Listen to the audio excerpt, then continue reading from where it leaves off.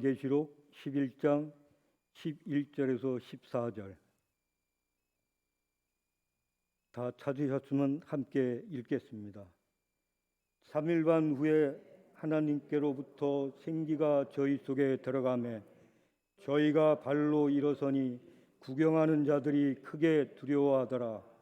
하늘로부터 큰 음성이 있어 이리로 올라오라 함을 저희가 듣고 구름을 타고 하늘로 올라가니 저희 원수들도 구경하더라.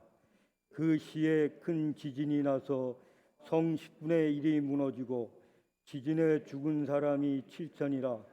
그 남은 자들이 두려워하여 영광을 하늘의 하나님께 돌리더라.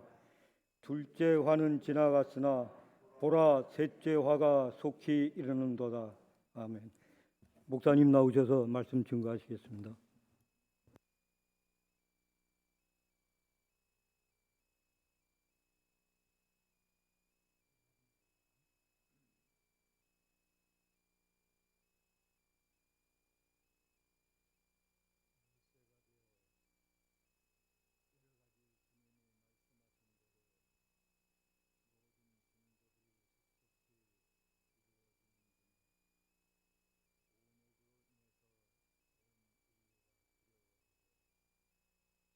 질서가 무너지고 교회가 어려움을 당하고 있사오니 이 모든 일을 통해서 교회가 해야 될 일을 해야 되기 때문에 저희 교회가 리레이 기도로 하나님을 향하여 한 걸음씩 다가가고 있습니다.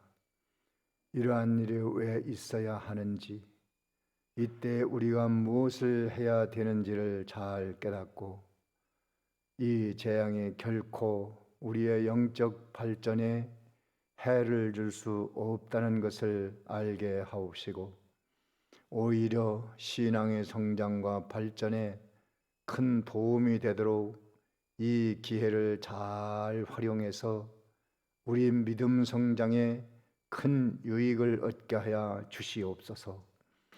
그러므로 교회의 예배가 정상적으로 회복되고 성도 간의 교제와 또 섬기고 봉사하는 모든 일을 잘 감당해내도록 은혜 베푸시고, 한 걸음 더 나아가서 세상의 모든 일상의 질서가 회복되고 이전보다 나은 세상이 되어갈 수 있도록 은혜 베풀어 주옵시기를 간절히 원합니다. 사랑하시는 주님, 이제 이런 어려운 때 담임 목사의 가정 위에 하나님의 크신 은혜를 베푸사 또 담임 목사 온 가족이 건강하여 하나님 섬기고 사명을 감당하는 일에 어려움이 없도록 늘 은혜 베푸시고, 또 모든 성도들, 심령, 가정, 자녀들 주님께서 크신 은혜를 베푸사 코로나19로 인한 고통을 당하지 않도록 은혜 베풀어 주시옵소서.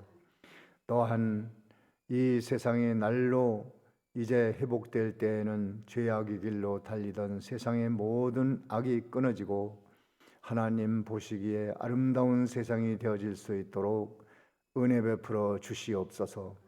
어려운 때에 더욱더 많은 은혜를 베푸시되 말씀을 통하여 더욱더 영적인 지혜를 얻고 삶의 지혜를 얻어서 이 어려운 이 시대에 오히려 믿음 생활하는 데는 가장 좋은 기회라는 것을 잘 깨닫고 믿음에 서는 저희들이 되게 하여 주시옵소서. 온 교우들이 예방수칙을 잘 지키고 또 믿는 일 게을리하지 않도록 항상 은혜 베풀어 주옵소서. 오늘 또 말씀 증거되는 동안 어디선가 나에게 들려오는 하나님의 말씀이 나팔 소리같이 크게 들려와서 나의 삶을 바꾸는 역사가 있게 하여 주시옵소서. 예수님의 이름으로 기도하옵나이다. 아멘.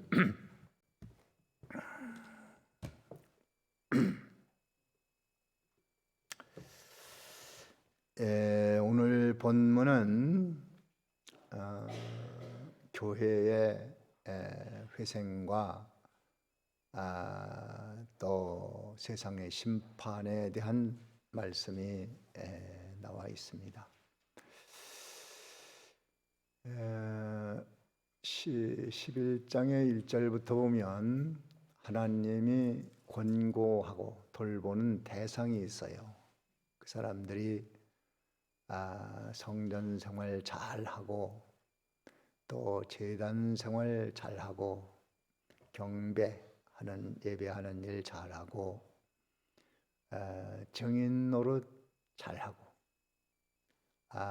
또 감람나무의 사명, 이 세상에 영적인 생명의 역사를 일으키는 기름을 공급하는 그런 교회의 사명 잘 감당하고 또 촛대로서 어두운 세상, 죄악 세상에 생명의 빛을 발해서 세상을 아름답게 하는 여러한 사명을 감당하는 사람을 좀 잘 재봐서 다뤄봐서 청량해서 그런 사람들을 권고의 대상에 두고, 그렇지 않으면 성전 마당이니까 그것은 이방인들에게 짓밟히도록 내버려 둬라 하는 말씀을 그동안 증거했고, 이렇게 나가는 사람들은 하나님께서 그 속에 큰 생명의 역사가 따르는데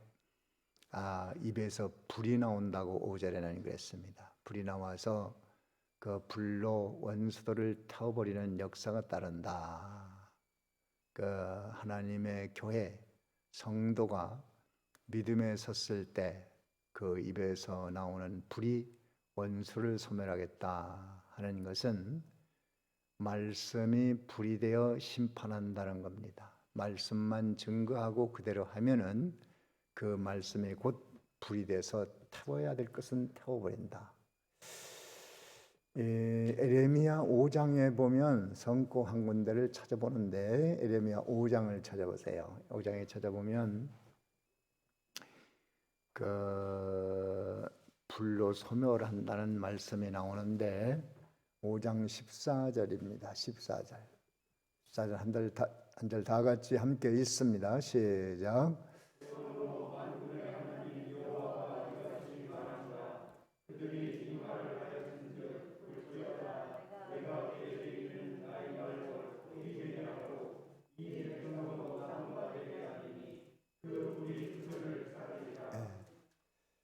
말씀이 불이 되어 살린다고 그랬어요. 그러니까 하나님의 말씀을 증거하는 교회에서 증거되는 그 말씀이 원수를 소멸해야 될 경우라면 하나님의 말씀이 그대로 가서 심판을 하게 된다. 이것이 말씀이 불이 되어 살린다. 그렇게 했습니다. 교회가 권위가 있는 겁니다.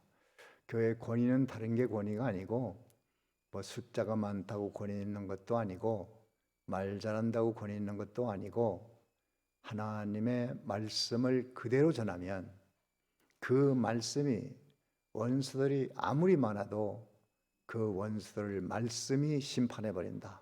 말씀이 불이 된다는 말씀입니다. 그리고 오늘 11장 6절에는 비가 오게도 하고 또 많은 재앙으로 친다. 그것은 하나님의 말씀대로 증거하면 그대로 세상에서 이루어진다는 것입니다. 그게 교회의 권위고 성도의 권위입니다. 그래서 이 세상에 어리석은 사람들은 교회를 대적하는 사람이에요. 교회를 손해주는 것이 제일 사람이 어리석은 짓 하는 거예요. 그까짓 거 교회 내가 짓밟으면 짓밟고 욕하면 욕하면 교회가 무슨 힘 있나? 교회가 무슨 돈 있어? 권력 있어? 정치 힘 있어? 아무것도 아니잖아. 그랬다가 무시해버리면 하나님의 말씀은 살아있기 때문에 불이 돼서 소멸하는데 그 불을 끌 자가 없는 것입니다. 우리가 이것을 알고 우리 평생 사는 동안 교회에, 교역자에 또 성도에게 해를 주는 일은 하지 말아야 된다. 이걸 우리가 잘 기억을 해야 됩니다. 자, 이렇게 이제 성전 제단 경배하고 증인 노릇하고 감람나무 사명 감당하고 촛대가 돼서 불을 밝히는 이런 일을 하면 이런 큰 역사가 따르는데 그것만 알아서는 또 안 됩니다.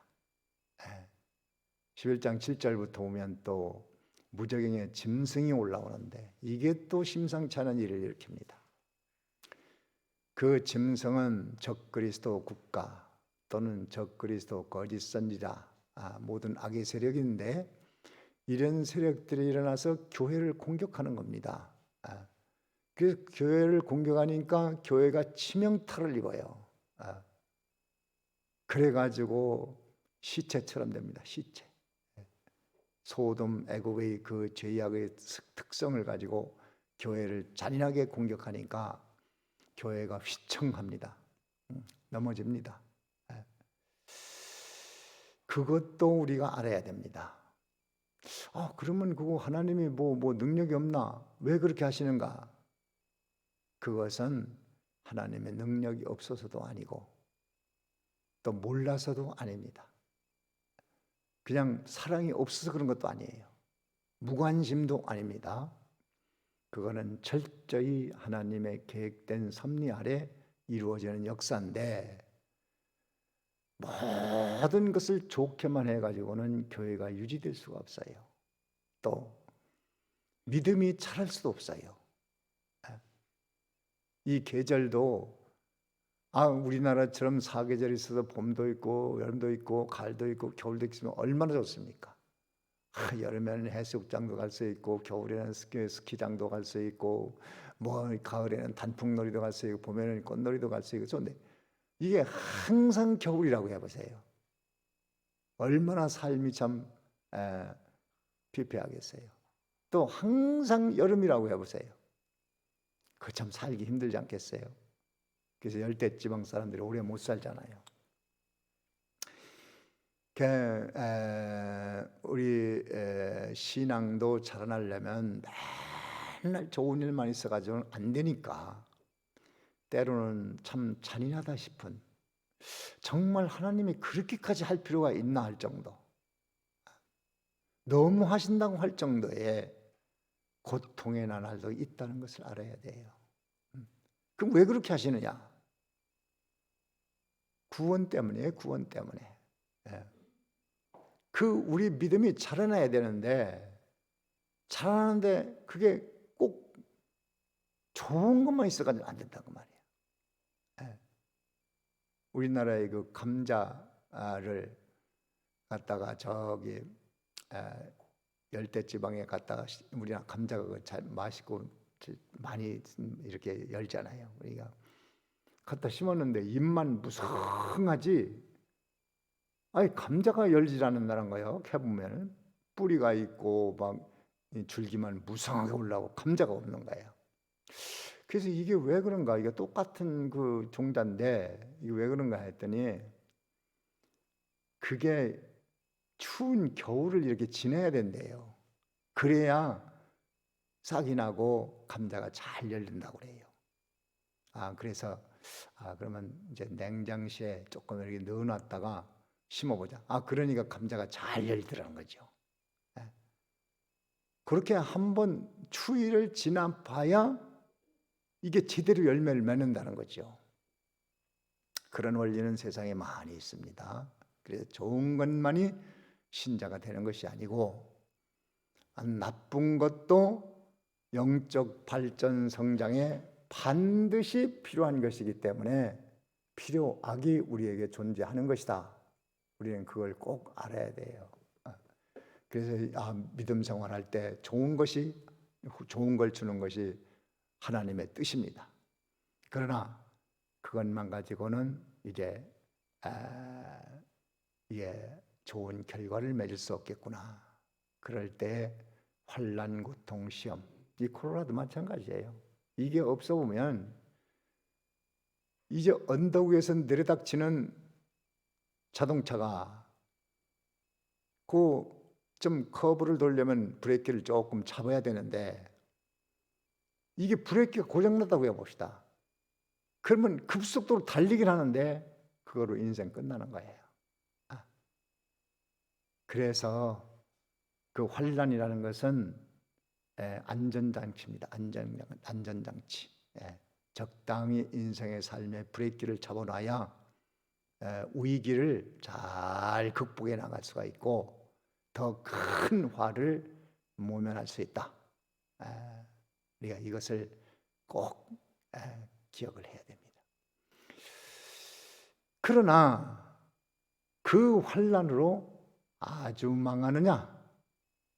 다 교회가 이제 아이고 이거 신앙생활 너무 힘들다.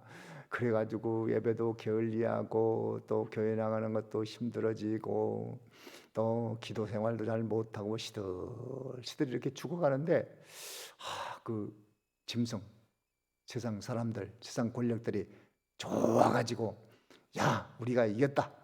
선물도 주고 받고 뭐 한 잔 마시면서 하하거리고 우리가 이겼다고 교회 뭐 그거 뭐 하나님 뭐 무슨 힘있다고 뭐 어쩌고 막 합니다.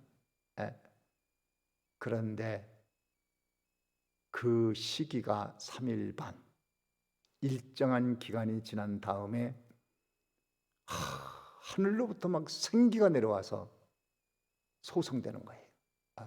교회가 회생되는 겁니다. 그것이 11절의 말씀이에요. 생기. 하나님의 교회는 절대로 버리지 않습니다. 성도 절대로 버리지 않습니다. 생기가 그 속에 들어가니까 저들이 발로 일어섭니다. 죽은 줄 알았더니 생기가 들어가서 일어나는 거예요. 그래서 지금 이 코로나19 사건도 이 사건을 통해서 이제 일정 기간이 지난 다음에 생기가 들어가서 교회가 살아나야 돼요. 이 말세 대환란기에는 또 더구나 교회가 다 이렇게 어려워지는데 아주 버리지 않는다는 사실을 꼭 기억해야 됩니다. 그것이 일정 기간이야. 3일반이야. 3일반. 이건 하나님의 내정수니까 3년반이 될지 뭐 7년이 될지 5년이 될지 그건 알 수는 없습니다. 일정 기간이 지난 다음에 하나님의 교회를 다시 권고해. 교회가 지금 회개를 하고 있고 기도를 하고 있고 환난을 통해서 하나님 앞에 다가가고 있구나. 그러니까 생기를 불어넣어야 되겠다. 생기. 그래서 생기가 들어가 놓으니까 일어나는 겁니다. 그 생기는 무엇이냐? 성령의 생명의 역사입니다. 성령의 생명의 역사가 들어가니까 거듭나기는 해서 이미 생명이 그 속에 있는데 그것은 그저 살아있기만 하지 그 살아있으나 죽은 자가 돼서 심령이 다 죽어서 하나님과 관계된 관계가 마음에서 다 끊어져 버렸어. 그리고 영혼만 겨우 살아서 내가 이러면 안 되는데 그것만 남아 있어요. 그리고 실제로 다 죄악에 물들어서 삽니다. 또 신앙생활 제대로 못합니다. 그러다가 하나님 앞에 회개하고 돌아오기 시작하니까 하나님의 생명의 역사로 성령이 살리는 역사가 그 속에 크게 일어나니까 이제 살릴 때에는 하나님의 말씀으로 살립니다. 말씀으로 하나님의 말씀을 교회에 줘서 그 말씀으로 증거돼 가지고 심령들이 말씀을 붙들고 일어나게 됩니다. 또 일어날 능력이 없으니까 그다음에 이 막 짐승들이 일어날 때요 때로는 막 너무 힘드니까 마음으로 부인하는 사람도 있고 낙심하는 사람도 있고 또 후회하는 사람도 있고 절망하는 사람도 있고 원망하는 사람도 있고 탄식하는 사람도 있고 막 그런데 다시금 그리스도의 은혜, 구속의 은총 그것을 가지고 성령이 살리는데 모든 죄악에서 우리를 자유하게 하시고 정죄에서 벗어나고 하나님의 자녀를 만들어주신 그 은혜가 마음속에 불릴듯 일어나서 심령이 소성됩니다. 아무런 공로 없고 죄가 가득 찬 인생을 하나님이 깨끗하다고 의롭다고 거룩하다고 인정해 주시고 하나님과 원수돼서 영원한 진노와 심판 아래 있던 우리들을 구원하신 그 은혜를 자꾸 기억나게 하고 증거하게 하고 생각나게 하고 또 마음에서 뜨겁게 만들고 계속 그렇게 하니까 이 생기가 막 일어나는 거예요. 생기가. 그래서 속에서 영생이 뛰놀기 시작합니다. 하나님과 함께 사는 기쁨이 생깁니다. 만족이 생깁니다. 행복이 있습니다. 힘이 있습니다. 그리고 환난도 이길 수 있고, 환경도 이길 수 있고, 문제도 해결할 수 있고, 어려움도 극복할 수 있고, 질병도 극복할 수 있고, 이러한 힘을 성령이 공급해줘요. 공급해주니까 하나님의 전능의 힘이 교회에 공급되니까 교회가 회상돼서 외적으로는 사람의 숫자가 이제 많이 모이게 되고, 성도들이 봉사활동이 활발해지고, 예배가 즐거워지고, 복음을 전파하게 되고, 막 믿음으로 살아가는 역사가 일어납니다. 이러한 생명의 역사를 생기가 성령이 그 속에 들어가면 하나님의 교회가 다시금 왕성한 회복을 가져오는 겁니다. 발로 일어선다 그랬잖아요. 이제 스스로 일어나서 우리가 이렇게 환난에 머물러 있으면 안 되지. 나가서 믿는 일을 해야지. 예배해야지. 선교해야지. 봉사해야지. 희생해야지. 또 믿음 써야지. 세상을 이겨야지. 죄악을 이겨야지. 자기를 이겨야지. 이래가지고 교회가 온전히 회복이 됩니다.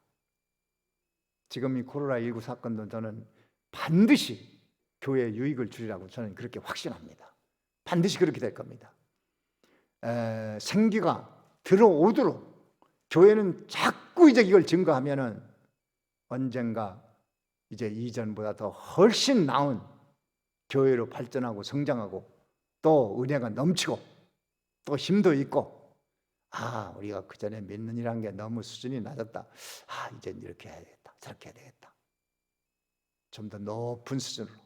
과거에 예배를 소홀히 여겼던 사람은 예배가 얼마나 소중한지 우리가 소중히 여겨야 되겠다. 그래가지고 주의를 잘 지키는 사람이 될 것이고, 예배에 지각했던 사람은 이제 내가 죽어도 지각은 하지 않겠다. 남은 내 평생 한 번이라도 내 지각하지 않겠다. 내가 하나님 앞에 예배드리는데 어떻게 예배를 지각하고 갈 수 있나? 뭐 차가 밀려서 뭐가 돼, 그건 다 핑계입니다. 차가 밀리면 일찍 출발해야지. 제가 관자동에 있을 때도 막 어떤 때는 막 차가 엄청나게 밀려요. 그래 뭐 그런 때는 한 2시간 일찍 출발해가지고 막 오죠. 지각 안 했어요. 그런 걸 다 예상을 해야지. 뭐 차가 밀려서 못했다, 뭐 사고가 나서 길이 막혀, 그건 다 핑계입니다. 그래요? 그렇게 하지만 인정할 사람 하나도 없어요. 자기만 속는 거지.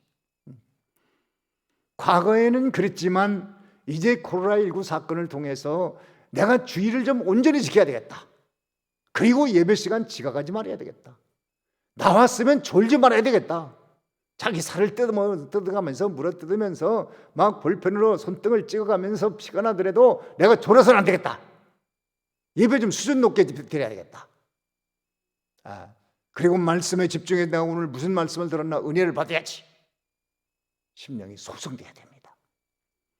그리고 나아가서는 성도 간의 교제도 아름답게 교제하고, 그 여전히 험담하지 말고, 욕하지 말고, 비방하지 말고, 자기 지킬 거 딱 지키고, 성도에게 유익되는 말을 하고, 상대방에게 믿음에 도움되는 말을 하고, 비난하고 비방하고 빈정대고 시기 질투하고 이런 거는 다 세상이 하는 일이니까 그런 거 과거에 했던 거 다 접어두고 이제는 내가 그러지 말아야지. 내가 신자로서 그러면 되겠나? 내가 집사로 그러면 되겠나? 권사로 그러면 되겠나? 장로로 그러면 되겠나? 그러면 안 되지. 수준 높은 신자로 발전하는 것이 이 사건이야. 사건, 환난 사건. 자신을 깊이 성찰해야 됩니다. 그리고 이제는 믿는 일을 봉사하게 됩니다. 전도도 하고 청소도 하고 섬기는 일. 이게 뺀질뺀질하면 안 돼요. 청소하는 데는 쏙쏙 빠지고, 어려운 일 쏙쏙 빠지고, 괜히 그러고 자기 내가 뭔데 하는 그것만 있고, 이 세상에서 아무리 성공해도요, 교회에서 한 푼어치도 알아주는 거 없습니다. 그런 거 안 알아주기 때문에 내가 저 교인들 좀 떨어진 교인도 많이 있어요. 안 알아주니까. 교회에서 그런 걸 알아주면 어떻게 해요? 큰일 나죠. 교회는 오로지 신앙이야. 믿음. 믿음만 있어야 돼. 뭐 서울대 음대를 나오신 분도 와서 뭐 어쩌고 하는데 그걸 또 알아주면 어떻게 해요? 그거 가지고 뭐 교회에서 뭐 힘쓸 거 하나도 없잖아요. 또 서울대 음대에 다니는 학생이 있어서 그때 반주를 한두 번인가 했죠. 그랬더니 형편없이 해요. 그래서 그만두게 했어요. 근데 본인은 굉장히 잘하는 줄 알아요. 내가 서울대 음대인데. 그거는 아무 쓸모없는 겁니다. 학벌, 돈, 사회적인 지위, 명성, 공적, 그거는 그쪽에 가서 그거 파먹고 살아야지 교회에서는 창피한 거예요. 그런 거 가지고 우쭐대면은 참으로 가련한 겁니다. 교회는 오로지 신앙, 믿음, 그 사람의 정말 믿음 쓰느냐, 믿음으로 사느냐. 어제 요시야 왕 얘기했죠. 요시야 왕처럼 참 믿음이 있는가? 그것을 알아주는 거지. 하나님의 평가가 그렇거든요. 성전 제단, 또 경배하는 자, 증인 노릇 잘하는 자, 감람류 공급하는 자, 촛대 노릇 잘하는 자, 다 그런 사람을 권유하라. 하나님 그렇게 보시거든. 외모를 보지 않는다고 주님은 말씀하셨어요. 우리가 이걸 잘해야 됩니다. 우리가 이 코로나19로 인해서 생기가 내 속에 들어와서 내 심령이 소성돼서 내 믿음이 자라고 신앙 인격이 자라고 그리스도의 형상이 이루어지고 덕스러운 사람이 되고, 자 그렇게 된다면 코로나19가 우리의 결코 손해 아닙니다. 그 일을 잘하기 위해서 기도를 해야 돼요. 새벽에도 와서 그냥 앉아있기만 해도 돼요. 주만 바라봐요. 주를 생각해요. 말씀 묵상해요. 그런 가운데 나도 모르는 가운데 속 사람이 점점 성숙해 나가고 있어요. 발로 일어서라. 하나님의 성령이 생기를 공급할 때 말씀을 주고 예수의 피로 인하여 또 영감으로 인해서 우리를 새롭게 해줄 때에 내가 발로 일어서는 일을 해야 돼요. 주를 힘입어서 한 걸음씩 걸어가는 일을 하면 교회가 이제 소성되고, 그 다음에 여기 오늘 12절에 보면 발로 일어서면 그 다음에 어떻게 되느냐. 12절 다 같이 한번 읽어봅니다. 12절 읽습니다. 시작.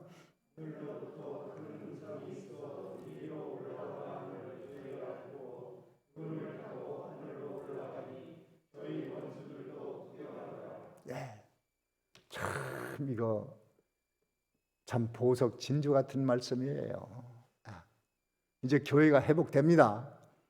회복되는 것으로 끝나는 게 아니고 이제 하나님께서 이리로 올라와라. 승천. 교회가 들려 올림받는 겁니다. 참으로 놀라운 일이, 영화 같은 일이, 만화 같은 일이, 꿈 같은 일이 아주 현실로 우리에게 다가옵니다. 이리로 올라와라 하니까 죽은 성도들이 전부 살아나고, 어떻게 살아나느냐? 어떻게 살아날까요? 죽어서 다 물이 되고 흙이 됐는데, 전능의 힘은 살아나면 살아나는 거예요. 살아나면 살아나는 거예요. 아마 나사로가 죽어서 다 기능이 마비되고 썩어서 이제, 그런데 나사로야 나와라! 벌떡 나오는 겁니다. 어떻게 과학적으로는 설명이 안 되잖아요. 말씀의 권위는 과학을 초월한 겁니다. 그때 만약에 예수님께서 죽은 자들은 모두 살아나라, 저 공동묘지의 사람은 다 일어나라 그랬으면 다 일어났을 거예요. 세계 죽은 자는 다 일어나라 그럼 다 일어났을 겁니다. 그거를 죽은 자가 어떻게 살아나서 썩어서 뼈도 없고 다 녹아버렸는데 뭐가 어디서 살아나? 아니 그게 있어야 살아납니까? 살아나는데 말씀으로 살아나는 거지. 말씀으로. 말씀 한마디로 하늘과 땅과 우주를 만드신 하나님인데, 아니 죽었다가 있다가 죽은 거를 살려내는 거, 그거야 뭐 더 쉬운 거겠죠. 살아나 들려 올림 받습니다. 그런 성구는 많이 있어요. 그 데살로니가 전서 한 군데만 찾아보고 갑니다. 데살로니가 전서 4장 16절입니다. 16절. 16절 다 같이 읽습니다. 시작.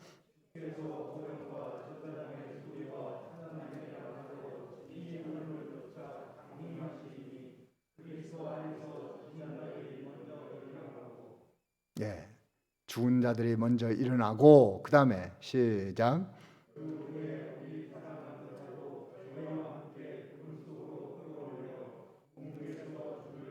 예.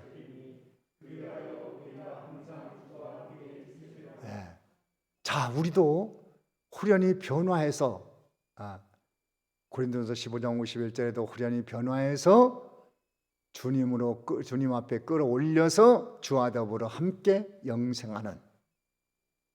그래서 어떻게 하라고 그랬어요? 18절에 시작. 예. 그러니까 이 승천, 부활 승천의 말로 여러 말로 위로 하라고 그랬어요. 위로. 오늘도 위로 받으십시오. 이 말씀으로 이 세상에서 험한 세상 코로나19로 고생하고 질병으로 고생하고 사망으로 고생하고 또 여러 가지 경제적인 어려움이 있고 사람에게 상처받고 또 뭐 늙고 병들고 피곤하고 힘들고 어렵고 그렇지만 위로가 있으면 살잖아요. 우리는 부활이 있고 승천이 있고 하나님과 더불어 영생하는 이 날이 있으니 이거를 문서로만 알지 말고 교리로만 알지 말고 오늘 성경 읽을 때만 그렇지 이 말씀 옛날에도 봤지 그 성경에 있어. 성경에 있는 말씀으로만 존재하면 안 됩니다. 내게 실제로 그 씨가 이 성경대로 된다는 그 씨를 내가 가지고 있어야 돼. 씨. 내가 요 말씀을 붙들고 있으니까 그 말씀대로 된다. 그 말씀으로 큰 위로가 돼야 돼요. 그렇지. 세상에서까지 힘들어도 얼마 가겠나? 좀 있으면 끝날 거. 그래, 나에게는 부활과 승천의 소망이 있어. 그거야 뭐 그때 일이고 지금 당장 내가 당한 일은 너무 힘들고 어렵고 그런데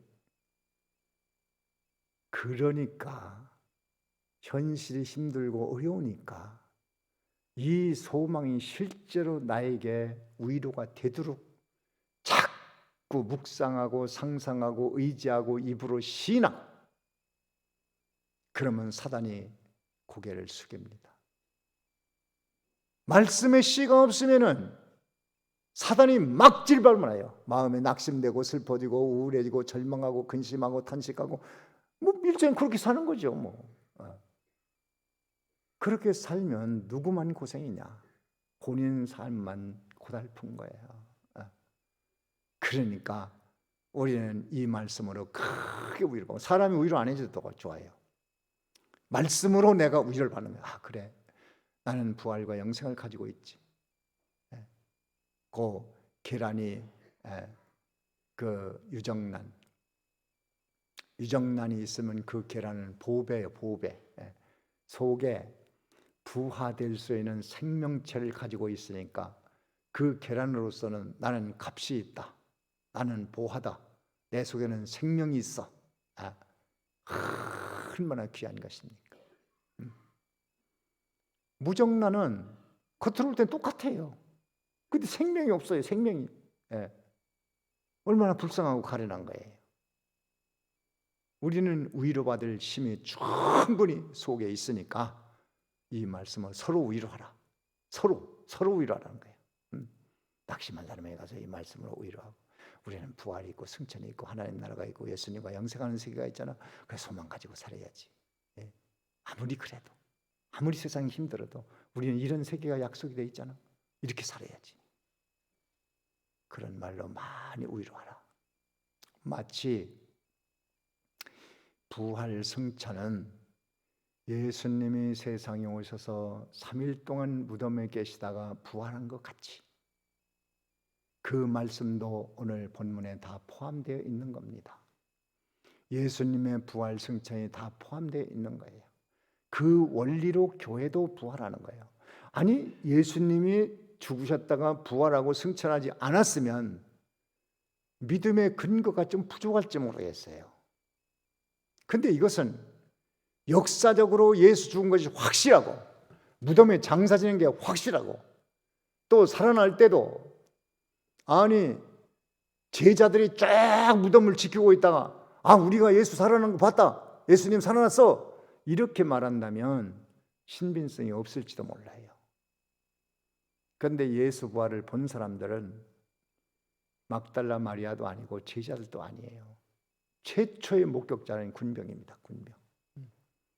군병들이 다 봤어요. 막 땅이 흔들리고 무덤이 터지고 막 예수님이 살아나는 그 광경을 본 사람은 마리아도 못 봤어요. 막달라 마리아도 못 봤습니다. 후에 만났죠. 그 현장을 직접 본 것은 불신자예요. 군병들이에요. 그들이 예수 살아났다고 하니까 돈을 많이 주면서 제사장들이 야, 너들 입 다물어, 그런 소리 하면 큰일 나는 거야. 그러나 사람이 마음속에 있는 걸 말 안 할 수 있습니까? 제사장들이 한 일까지 다 가서 말을 합니다.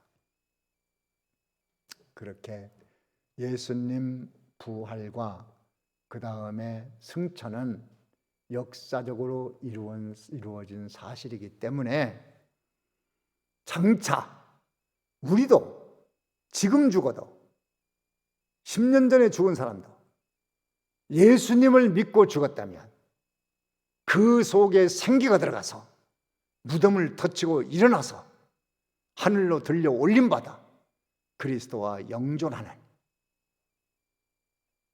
힘든 때 이런 말씀이 우리에게 위로가 된다면 내 속에 생기가 있는 거고, 그냥 문서로만 계시로만 성경으로만 읽는다면 위로는 안 됩니다. 아직 멀었어요. 조금 기다려야 돼요, 그런 사람. 그래서 오늘 이 말씀 들을 때 이 말씀이 나의 큰 위로가 돼서 세상 사는데 도움이 돼야 됩니다. 믿음이라는 것이 세상 사는데 도움이 돼야지. 암만 어려움이 있어도 위로받을 말씀을 붙들고 이길 수 있어야지. 그 힘이. 세상에는요, 만물은 다 힘이 있습니다. 물질은 물질대로 힘이 있고, 저 태양은 태양대로 빛을 내는 힘, 뜨거운 힘이 있습니다. 달은 달대로 빛을 내는 힘이 있고, 별은 별대로 힘이 있고, 또 돌은 돌대로 힘이 있고, 나무는 나무대로 힘이 있습니다. 돈은 돈대로 힘이 있어요. 금은 금대로 힘이 있습니다. 또 사람 속에 마음의 힘도 있고, 정신적인 힘도 있고, 육체적인 힘도 있고, 팔 힘도 있고, 또 허리 힘도 있고, 다 있습니다. 우리의 영혼도 힘이 있고, 이 생기도 힘이 있고, 진리도 힘이 있고, 그 힘으로 모든 것을 감당해낼 수 있고 이길 수 있고, 또 세상 살아가는 데 도움이 될 수 있습니다. 그 생기를 받아서 발로 일어서는 역사가 있어야 되겠습니다. 그리고 기다리면은 호련히 들려 올림받아 그리스도와 함께 사는 이 역사가 일어날 때 악한 자들이 보고 예수 믿는 사람들은 뭐 부활 승천 어쩌고 하더니 정말 승천하네, 깜짝 놀라고, 야, 정말 하나님은 꼭 그렇게 하시는구나, 영광을 돌리더라고 그랬어요. 거기서 영광 돌린다는 것은 우리 믿는 사람들이 하나님 감사합니다라고 영광 돌리는 그런 영광이 아니고 놀라는 거야, 놀라는 거. 그런데 불행히도 그들에게는 구원의 기회는 없어요. 놀라는 것뿐이죠. 야, 하나님 정말 살아계신가 본데, 굉장한데, 말씀대로 되었구나. 내 마누라 어디 갔지? 승천하고 없어버렸어. 맨날 교회만 다닌다고 뭐라고 했더니 집에 가보니까 아내가 없어. 또 어떤 사람은 또 남편이 교회 다니는데 아내는 안 다니면 집에 가니까 남편이 없어. 어디 갔나? 승천해버린 거야. 아이들 맨날 교회 나간다고 뭐라고 했더니 아이들이 하나도 없어. 다 없어버렸어. 다 승천했어. 야, 정말 이거 하나님이 뭐 부활 승천한다고 애들 뭐 그러더니 정말 그랬네. 이거 큰일 났구나. 하나님 굉장한 분인데 그래도 믿어지는 마음은 없어요. 참 불행한 겁니다. 왜? 성도가 승천할 때는 이미 성령을 거둬가 버리거든요. 그래서 믿어지질 않아요. 그냥 하나님의 심판을 보고 놀랄 뿐이지요. 그럼 그런 사람은 어떻게 되느냐? 여기 12절에, 오늘 본문 12절에 한번 읽어보세요. 12절 다 같이 읽습니다. 시작.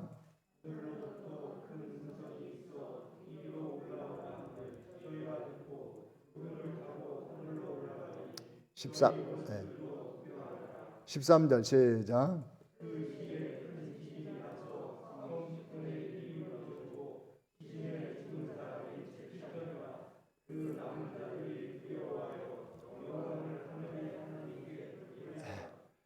예, 큰 지진이 일어나서 성 10분의 1이 무너져요. 이 지구가요 10분의 1이 다 무너진다고 생각해 보세요. 어떻겠어요? 간담이 서늘하죠. 7천이 죽는다는 것은 다수, 이건 상징수입니다. 많은 수를 말할 때 7천, 천수를 말합니다. 무수한 사람, 세계 인구 10분의 1 정도는 죽겠죠. 그러면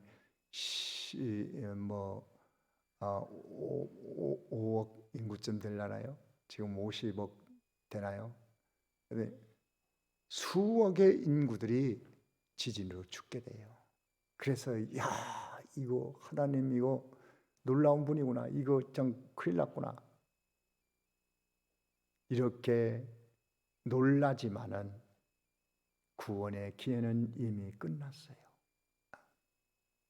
그래서 우리가 가진 구원의 가치가 얼마나 큰 건지, 그걸 받아놓고도 돈 같지만도 못하고, 세상 권세 같지만도 못하고, 건강 같지만도 못하고, 출세 성공 같지만도 못하고,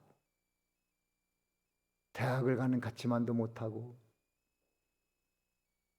뭐 휴지통이나 버려야 될 그런 가치로 안다면은 얼마나 시시한 성도입니까? 우리는 좀 더 고상하고 값진 가치 있는 신자가 돼야 되겠어요. 가치 있는 신자. 그래서 지금 현재 여러분 많은 힘든 일이 있고 어려움이 있고 고통이 있어도 그것은 내 구원을 위해서 반드시 필요하다. 그것이 없으면 오만하기도 하고 자만하기도 하고 어스대기도 하고 남을 무시하기도 하고, 이 구원이 안 돼. 그러니까 이게 고통이 있어야 되는 거야. 그래야 겸손하고 자기가 낮아지고 하나님을 더 의지하고 은혜의 고귀함도 알고, 사람이 돼야 되겠구나. 그리스도의 형상을 이루어가고, 점점 이렇게 되면 하나님께서 그 생기를 불어넣어서 일어나게 만들고, 그래 너희들 고생 다 했다. 끝내자.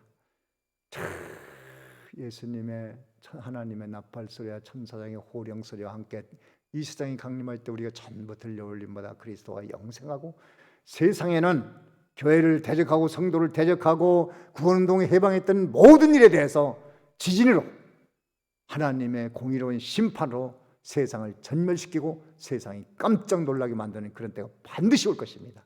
우리는 오늘도 부활 승천의 말씀으로 크게 위로받고 소망을 받고 서로 위로하면서 이 어려운 시기를 잘 극복해서 주님 재림하고 승천하는 그날의 소망으로 살아가는, 그러면 세상 살아가는 모든 것은 더해 주시는 은총으로 충만한 삶을 살리라고 확신합니다. 여기까지 하고